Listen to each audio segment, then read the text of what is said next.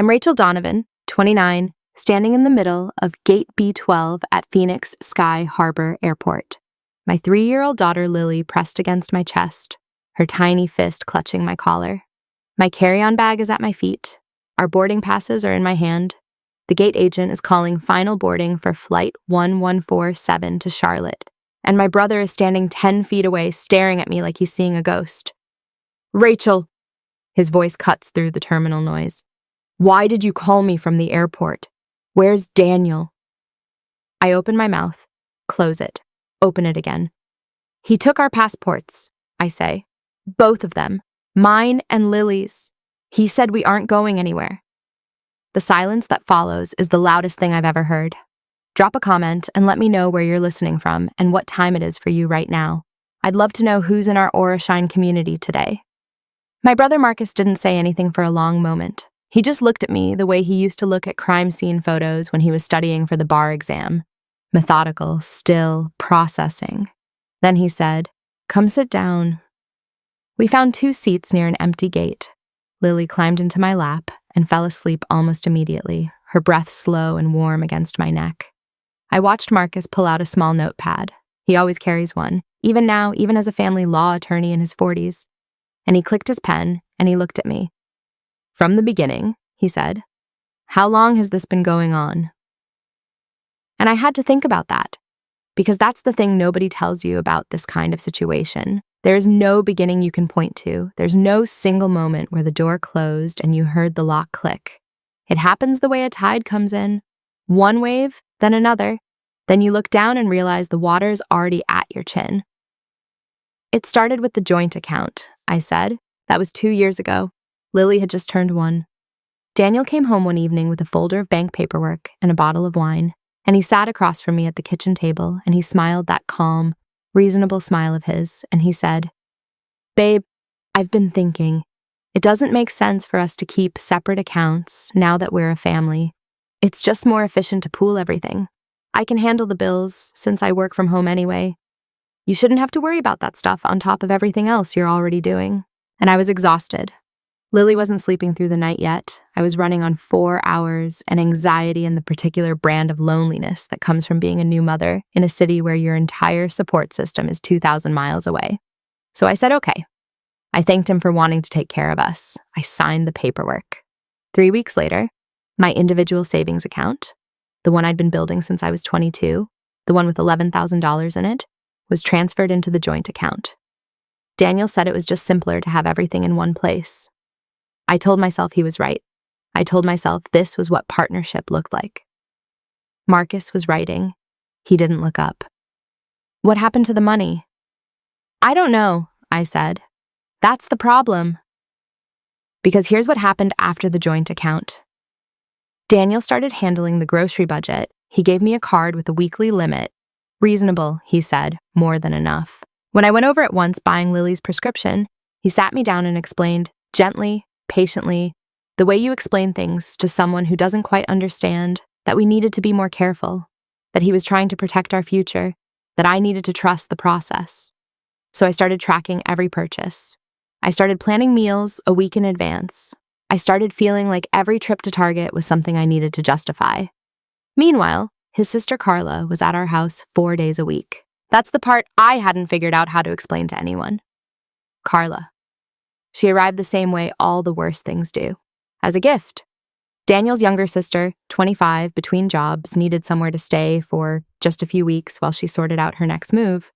She was bright and funny, and she adored Lily, and she cooked dinner twice a week, and within a month, she had her own key and a drawer in the guest bathroom and a standing presence at our kitchen table that felt less like a house guest and more like a landlord. She started managing my social media. That sentence sounds so innocuous, so modern, so friendly.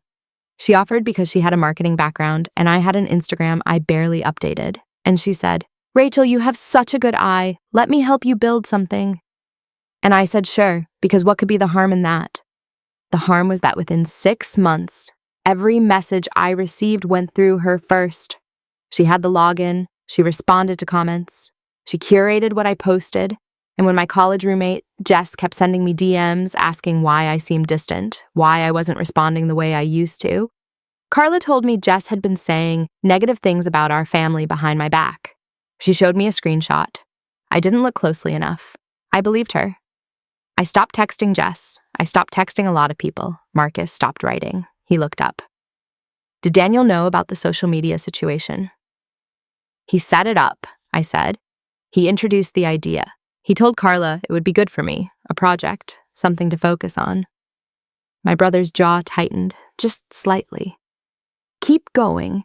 The thing that finally broke the surface, the thing that made me stop accepting the temperature of the water, was the insurance document. I found it by accident.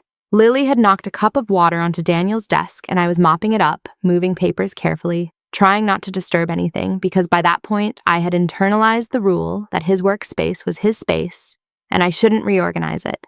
Under a manila folder, I found a life insurance policy. My name on the insured line, a coverage amount that made me go still.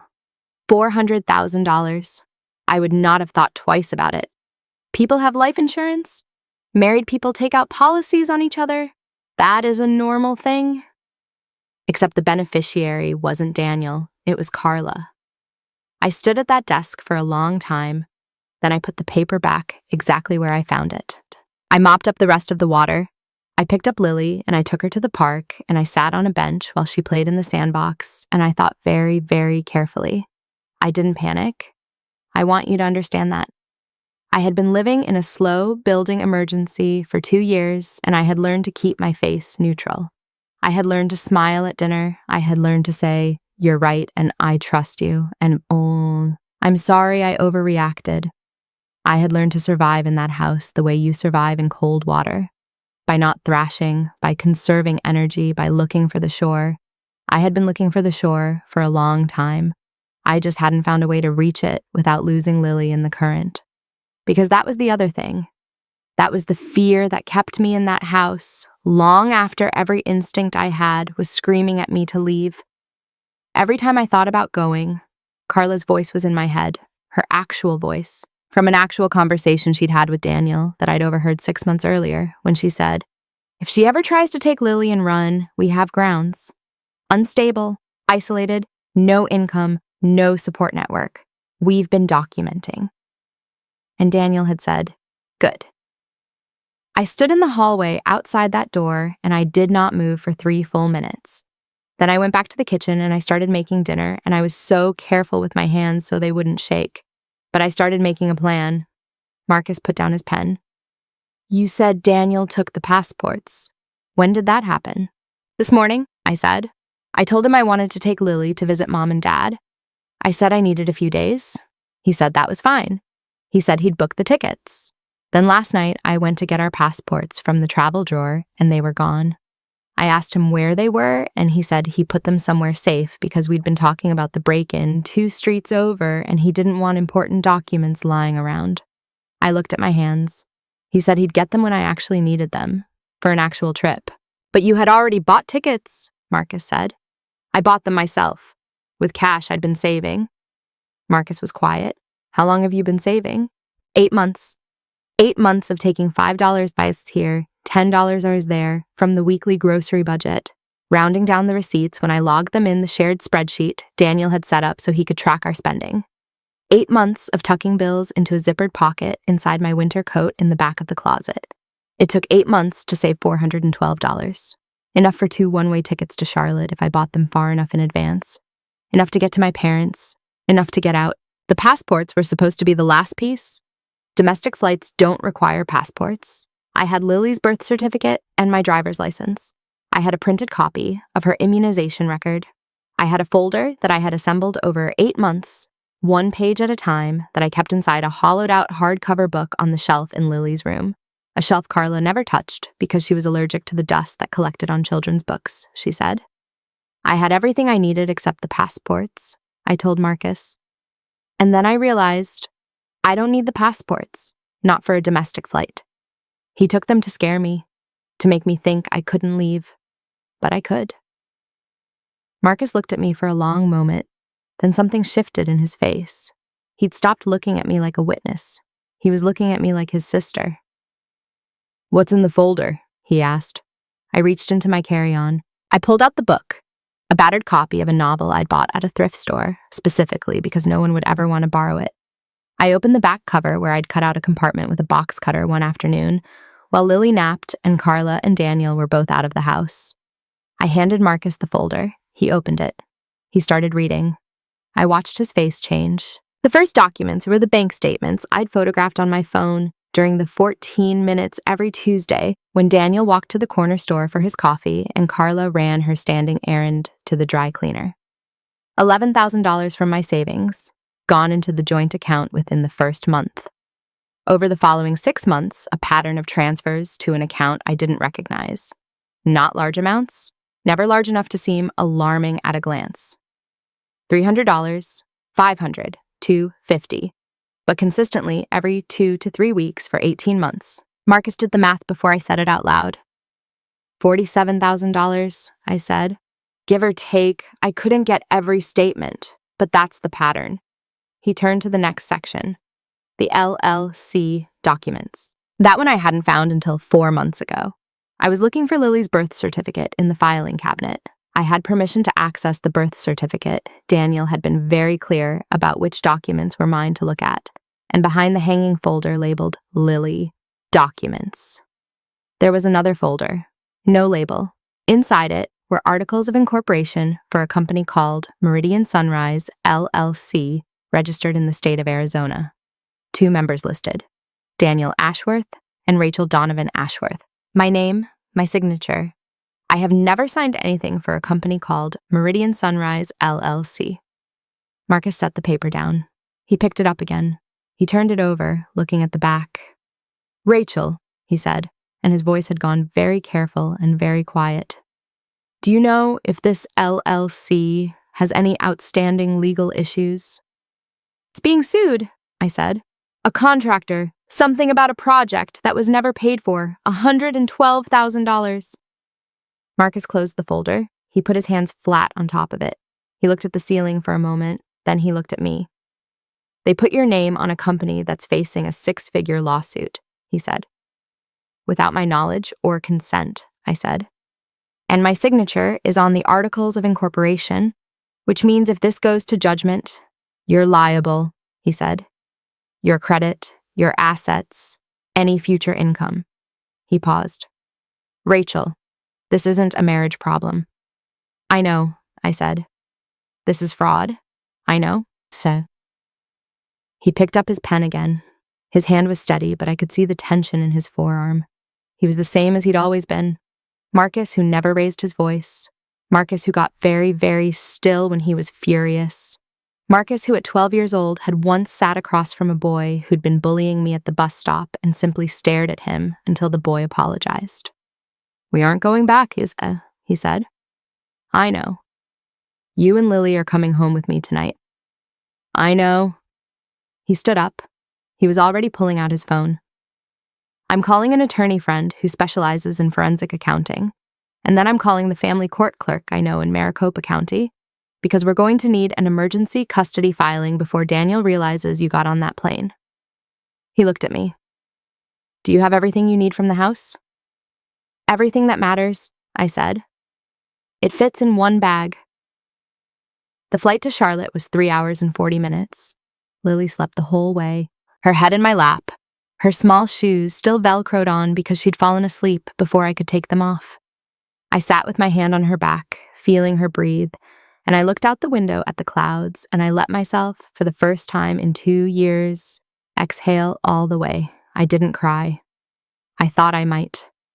I'd imagined this moment so many times during those 8 months of saving crumpled $5 bills, and in my imagination, I was always crying with relief. But I wasn't. I was too tired for crying. I was too busy feeling something I hadn't felt in so long, I'd almost forgotten it had a name. Safe. My parents were at the gate when we landed. My mom took Lily from my arms before I'd even finished saying hello, pressing her face into my daughter's hair, and my dad hugged me for a long time without speaking. When he pulled back, his eyes were wet, but he just cleared his throat and picked up my carry-on without being asked. That night, while Lily slept in my old bedroom under the quilt my grandmother made, my parents and Marcus and I sat at the kitchen table, and I spread the documents out under the overhead light. The bank statements, the LLC papers, The insurance policy photograph I'd taken on my phone the day I found it. A log I'd been keeping in a password-protected note on my phone. Dates, quotes, incidents, documented as precisely as I could manage. The day Carla told me Jess had been saying negative things. The evening Daniel explained that my anxiety was making me misinterpret normal situations. The morning I found the travel drawer empty. Marcus walked my parents through everything. My dad, who spent 30 years as a hospital administrator and has read more contracts than most lawyers, went white when he saw the LLC documents. My mom, who does not swear, said one word under her breath that I had never heard her say before. "What do we do?" my dad asked. "We file first," Marcus said. "Tomorrow morning. Emergency custody petition. Rachel has primary residence history, Lily's school and medical records are all in Phoenix, but we're establishing that Rachel left due to documented financial abuse and safety concerns." He tapped the insurance document. "This alone, naming the sister as beneficiary without the spouse's knowledge, is going to raise significant flags." He looked at me. "You did the right thing not confronting them directly. You didn't tip them off. You left with documentation instead of accusations." I was scared that if I confronted them, they'd take Lily, I said. And I had no proof yet, just suspicion. And I knew that if I started pulling on threads before I was ready, they'd cut the whole thing off and I'd be left with nothing. My dad reached across the table and put his hand over mine. He didn't say anything. He didn't need to. They called the next morning. First Daniel, 3 times in a row, calm voicemails that got progressively less calm. Then Carla, a single long message that I did not listen to all the way through. Then an unknown number that Marcus told me not to answer. At 10:47 a.m., while Lily was in the backyard with my mother picking early strawberries from the garden, Marcus and I sat in his car outside the county courthouse, and he handed me a copy of the filed emergency petition. At 2:15 p.m., Daniel called Marcus directly. I sat in the kitchen while Marcus took the call in the hallway. I couldn't hear words, only tone. Daniel's voice through the phone, modulated and reasonable the way it always was. The voice of a man explaining something to someone who didn't quite understand. And Marcus's voice, steady and absolutely without effect. The voice of a person who has heard every version of the story and is no longer interested in the performance. Marcus came back into the kitchen. He sat down. "He says you've had a mental health episode," he said. "He says you've been struggling for the past year, and he's been covering for you, and he's very concerned, and he just wants to make sure Lily is safe." "What did you say?" I told him that was very interesting, and that we'd be happy to discuss it with the guardian ad litem the court was appointing. Marcus set his phone on the table. He got quieter after that. 3 days later, a process server showed up at our house in Phoenix with the custody petition and a second set of documents. The fraud complaint Marcus's forensic accountant contact had helped us draft, citing the forged signature on the LLC incorporation papers and the pattern of unauthorized transfers from the joint account. Not a threat, not a negotiation, a filing, official, time-stamped, irreversible. Marcus told me they'd had time to delete things. "People always do," he said. "But forensic accountants are very good at finding things that have been deleted." Daniel showed up here 2 weeks later. He drove 14 hours from Phoenix to Charlotte, which told me everything I needed to know about how rattled he was, because Daniel was not a person who drove when he could fly. He stood on my parents' front porch in a collared shirt, and he looked tired in a way I had never seen before. And for one disorienting second, I felt the ghost of the person I thought I was marrying 5 years ago. Then I remembered Carla's name on that insurance policy, and I opened the door calmly. I didn't let him in. We stood on the porch. He started with the reasonable voice. He said he understood I was overwhelmed. He said we could work through this. He said Lily needed both her parents in the same home. He said whatever I thought I found wasn't what I thought it was. I handed him an envelope. Inside was a summary of the documented transfers, the LLC filing with my forged signature, the insurance policy, the forensic accountant's preliminary report, and a letter from Marcus outlining the legal exposure Daniel and Carla were currently facing. I watched him read it. I watched the reasonable voice shut off. "This isn't what," he started.